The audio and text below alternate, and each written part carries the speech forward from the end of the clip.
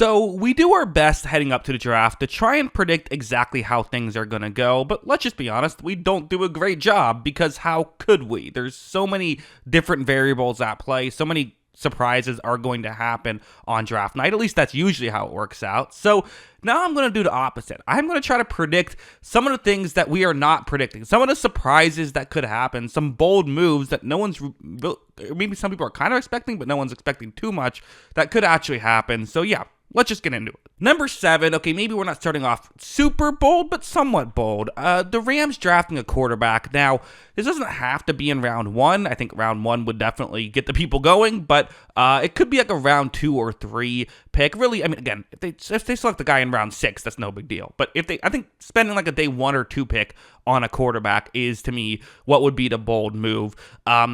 Stafford is getting up there in age. There was kind of that weird contract thing that went on with Stafford. Ultimately, I think the Rams do like him, but maybe they say, hey, we kind of need a contingency plan now. I think the Packers liked Aaron Rodgers when they drafted Jordan Love, right? I could be wrong about that, but I think that's the case. So I think it's something that is possible. Number 6, the Jaguars drafting Ashton Jeanty. Now, nobody is projecting this. Everyone is saying Mason Graham's going to be the guy. They need an interior defensive lineman, and he's a great interior defensive lineman, and okay, fair enough. But you do think about for the Jaguars, they have put a ton of resources into trying to help out Trevor Lawrence, who quite frankly it was a mess last year with Jacksonville. They're trying to help that out. Liam Cohen is someone who likes to run the ball. He values the running game, and he had a great running back last year in Bucky Irving, and I think that was a part of the Buccaneers' success. I think maybe he says, you know what, let's just go and get a Marshawn Lynch caliber player. Everyone's expecting Jeanty at 6, but I don't think it's crazy the Jaguars do something like this. It certainly would be a surprise, but I think it's possible. Number 5 is another running back take, so it's kind of related, is Omarion Hampton goes at 10. So my thought here is that Jeanty probably goes at 6 to the Raiders, but then the Bears say, you know what, we value the running game. This is something similar that the Lions did with Gibbs when Ben Johnson was there. Now, again, how much pull did Ben Johnson have in that move? I'm going to guess not a ton. He was at most, 3rd in command, but probably not even that in that situation. But at the same time, I mean, Ben Johnson had really shown he knows what he's doing the year prior. Maybe they did say, like, hey, how do you view this guy? I'm sure they got his input, right? So maybe they do something similar. Again, not saying it's going to happen, but could we see maybe a team fall in love with Hampton like the Chicago Bears? I think it's possible. Number 4 is less about who would get selected and more about who wouldn't get selected. I am saying, what if the Patriots do not take Will Campbell, the guy that everyone is saying that they are going to take with the 4th overall selection, but I don't know if it's a lock that they go there. Now, one way is if somehow Carter or Hunter falls to them at 4, then they probably just go that way. But I'm saying, do they maybe say, let's take Mason Graham instead? Sure, we need to help out, Drake May, but maybe they don't love Will Campbell with the 4th overall pick, and they would prefer Mason Graham. I think 2 other options I was thinking of is, A, what if they go with Ashton Jeanty, right? What if they decide to take the franchise caliber running back and try to help out Drake May that way? Feel like, hey, we're not going to improve our offensive line with just 1 pick, but we can improve our running back with just 1 pick, so let's do that.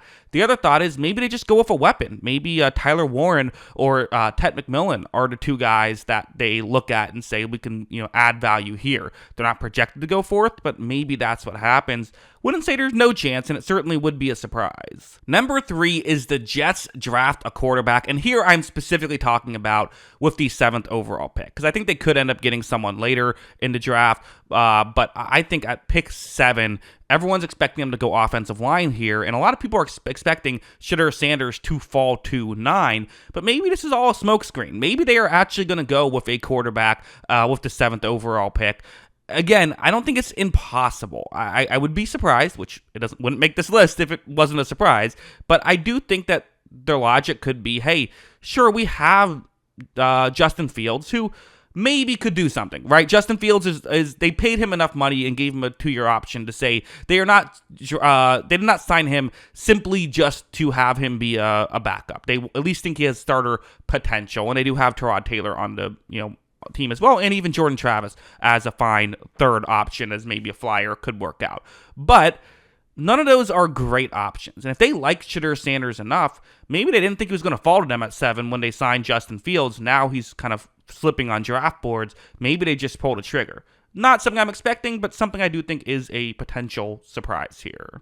Number 2 is the Giants trade the number 3 overall draft pick. I actually kind of pitched this idea on a video that was just about this selection. I think it's possible. I actually do think that there is some logic to this because the Giants, okay, first off, if Travis Hunter is available, they're just taking Travis Hunter. That's the end of it. But I do think that if, we don't know what the Browns are going to do. If the Browns take Travis Hunter, Abdul Carter is available at 3. Teams will really want Abdul Carter. The Giants don't need him as much as other teams need him because they have 2 good, relatively young edge rushers. Burns is locked up for forever. Thibodeau is still young and hasn't been a star since he's been drafted, but isn't a bad player. And I think it would be a little bit early to move off of him given the fact that he was a 5th overall draft pick. So do the Giants make a deal with maybe the Atlanta Falcons or something like that, something really off the wall to have someone go up and get Carter. A lot of times when there's picks this high, people wonder, well, why hasn't that happened already? Well, to me, I think the reason why it hasn't happened already is I just think that they have to know if Carter is going to be the guy there. If Carter gets selected 2nd overall, they might just rather have Travis Hunter and not trade out of the pick. So that might be why they're waiting. So I think it's possible. I would not be shocked, actually, even though I think a lot of people would be, which is why I put this on the list.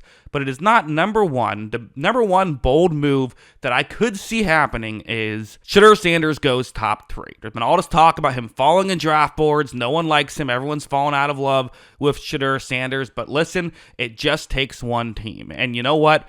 The top 3 teams all want quarterbacks, and Cam Ward's going 1st overall. We know that. But the Giants and the Browns they need a quarterback, right? Like, okay, technically they could go into the season without a quarterback. Like, they have enough guys on the roster to make that work. You have Joe Flacco, Kenny Pickett, and then Deshaun Watson. I don't know if Watson's going to be healthy, so maybe they do actually need a quarterback, period. But ultimately, they could say, you know what, we'll see what we have in Kenny Pickett.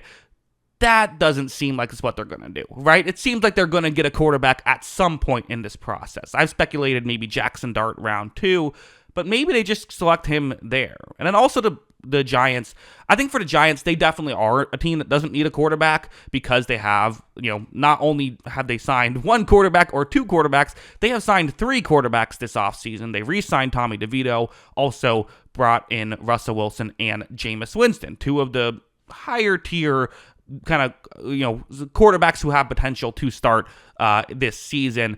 But again, maybe they just wanted to make sure that no one jumps them to number 2 to get Shedeur Sanders. Now teams are going to say, well, they got Wilson, they got Winston. We don't have to worry about it. We're the Saints. We can just wait till 9, and then they can just take him at 3. Again, am I projecting this to happen? No, but I would not rule it out, and that is the point of this exercise. So yeah, let's see if any of these things work out. I'm hopeful I can get at least one of these to work out. So that would be, I think the Rams drafting a quarterback is probably the most likely, but, we'll see. Hopefully I can get one of these to land, or maybe not, but either way, hopefully at the very least it was an entertaining video. Let me know in the comments below, do you have a bold take you could see working out? Always love hearing from y'all, and of course, as always, thanks for watching. Hey, thanks for watching to the end of that video. I do appreciate it. If you want to see my other channel, Jackson Kruger Movies, where I talk about movies, give some film reviews and stuff like that of a different kind, if that seems like your kind of thing, the link is in the description below for that, as is the link for my Twitter account. I'm at Jackson Kruger, so give me a follow on there if that's your kind of thing. And also, of course, remember to hit the subscribe button on this channel. I do always appreciate it, and thanks again for watching to the end of the video.